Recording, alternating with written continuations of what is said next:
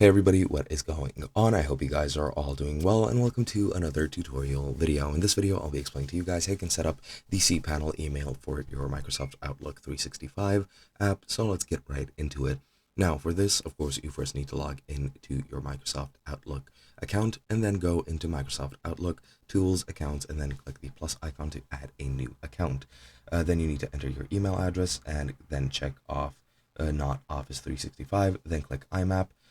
POP is not supported at the current moment of this article, and that was 4 years ago. It might be a bit different, however, this article should be updated whenever new information arises, so this is pretty much the procedure you need to go through at the current moment as well. Now for the incoming mail settings, of course, you need to enter your full email address and the password to that account that you set up on cPanel.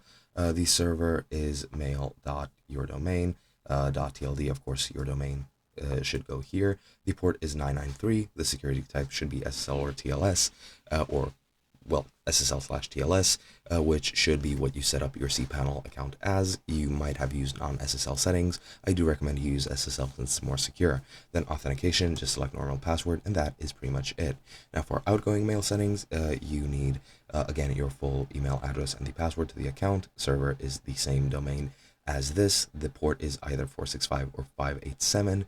I'm pretty sure most of the time it's going to be 465. Then security type, again, SSL TLS, and authentication is set to password, and that is pretty much it. Then just click add account, and that's all you need to do. Now I'm using this cPanel documentation because I myself don't have a cPanel email or account, so this is the only way that I can show you guys this, but it is very easy to follow. So I hope you guys enjoyed, and I'll be seeing you guys in another video.